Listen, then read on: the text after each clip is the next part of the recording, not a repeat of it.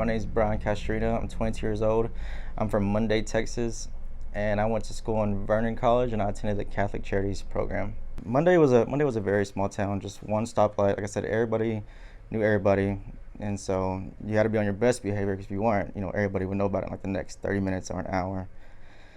And just growing up there, it was nice. It was real nice. Everybody was friendly. Everybody was real family oriented. Back home, we have a table of six, but it was never just six. It was always 10, 12 of us. My growing up, my mom's house was a place to eat. All my friends knew that. If they were hungry, they'd come and eat. Even if we weren't there, there'd be times I wasn't there. My friends would be there. Hey, we're waiting on you. Or my mom was just such a mom to everybody. She was just, my family was just real loving, take anybody in a matter of a heartbeat. So, if they knew, pretty much if a kid knew my name, my mom was like, oh, okay, you can come in the house. You're living in a small town, so everybody knows you. Everybody knows you're a respectful kid, you're a disrespectful kid, everybody knows everything about you. And so, finishing school, everybody wanted to see me succeed after school because they knew, I just had a great mindset in high school, so they knew I could do good after high school. So I went to firefighter school in Lubbock, and then we got the news that my dad was be incarcerated for quite some time. The time where he wasn't going to get out anytime soon. And at the time, my older brother was just getting his own place in Monday with his fiance now.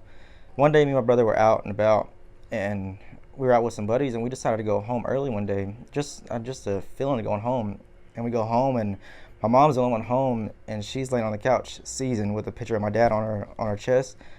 And from then on, we just knew it was like she was taking it, so hard. And right then and there, we knew like we had to step it up. Like okay, no more time playing. We gotta do. We gotta make sure our mom is okay. My dad's the main income, and so how is my mom gonna do it? She don't make that much money. My dad was the main one to bring in the money. And then I talked to my brother, and he was saying how he was gonna move back home, and he had just got his own place, and me being me, I didn't want him to do that alone. I felt like my brother was gonna put his life on pause for me to succeed, and at the time I wasn't okay with that. I just couldn't accept the fact that he was willing to do that for me while I finished school. I just wanted to have help and help my mom as well. And our biggest job was just don't let our mom lose anything. Don't the house, everything stays there. Don't let her lose nothing. Yeah, we might have lost our dad, but he's gonna come back. Yeah, so I came home, and so I came home. And it just changed all plans for me. My mindset was just to work and pay the bills, and school wasn't even an option for me at that time. And I was working, being a farmhand, anywhere from fencing, just mowing lawns. Monday's not much to offer at all. There's not much to offer. So yeah, it was tough when it happened, but now I look back at it as a learning lesson. So yeah, I always knew I wanted to be a welder. It was always in the back of my mind. I loved it. I enjoyed it. I liked building stuff. I liked putting things together.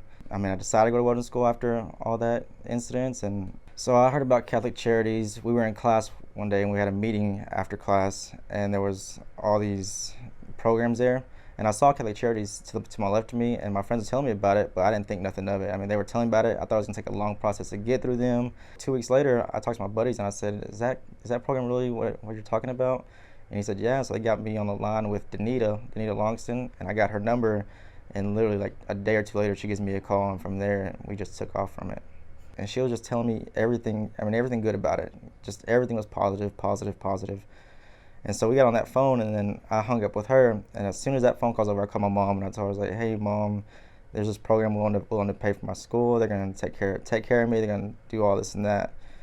I remember her tearing up, and she was saying, I've always knew you had good things coming your way. Just keep on doing what you're doing. God's blessing you. And as soon as I talked to me, it was just like talking to like my mom, Danita. Danita just took me in. Danita's always been just that mom figure to me. Just talking to her was so simple. And from there, I had a scholarship, like a grant, Pell Grant, that was gonna pay for my school the first semester, and the second semester was gonna be harder for me to take care of that myself. And they told me that my Pell Grant would come in, and they would cover the rest of what was left. And so when they told me that, and they were also offering, like I said, to pay for my tools and pay for the books we needed. Literally, and they had a little account set up at a welding store near. And so if we needed anything, little things here and there, we just give them a call, and they would have us go pick it up there if they confirmed it. I mean, the benefit that helped out the most was that tool, just having the tools. If I needed something, if it wouldn't, it was just, just needed something, they'd like have me go pick it up, and it was, it was that simple. Just pick up everything where I had doubt, and they were just willing to help, and they sure did, they sure did. Emotional support was big time. I mean, just being in college. I mean, like I said in my story, it just went from black and gray to color. That's how I worded it. I mean, it was just, just going to school and having to worry about the next semester. What am I gonna do, or am I gonna be able to finish, or money wise, all that stuff like that. But as soon as they came in, they just took over. My attitude changed with them. They took over. I knew I was gonna finish school, but when they got in, I wanted to finish school in a more positive way, like just exceeding real well. And so, and I did. I mean, I graduated with honors and all that stuff with them, and then I give, thanks to them. They just helped me build my confidence up with them. I knew they trusted in me along with my family. There was just more people on my team to finish school harder than what I wanted to. I mean, life's good now. So life's going good now. I came to Weatherford, got a job over here, got my own place, got my own vehicle. I mean, I've helped my mom get my vehicle, helped my sister get my vehicle. I mean, every vehicle we have is under my name. And so coming over here and just having my own place, doing my own thing, being away, I feel like I'm able to take care of myself, and I just see myself exceeding with this welding career. If Catholic Charities wasn't there for me at the time, I could see myself still finishing school. It's just, I don't know where my attitude would be finishing school as positive as it was when they showed up. Because when they showed up, I mean, I'm telling you, my attitude just changed tremendously. I mean, them guys, except Danita. I mean, I can't brag about Danita enough. Danita's just like a mom figure to me. I mean, if I wasn't on my A game, she would, especially them budget reports. Bryan, I need that budget report. Bryan, I need that budget report. And she was always on me. We'd always talk, not just about Catholic Charities, just talk. And so I'm just glad they came in.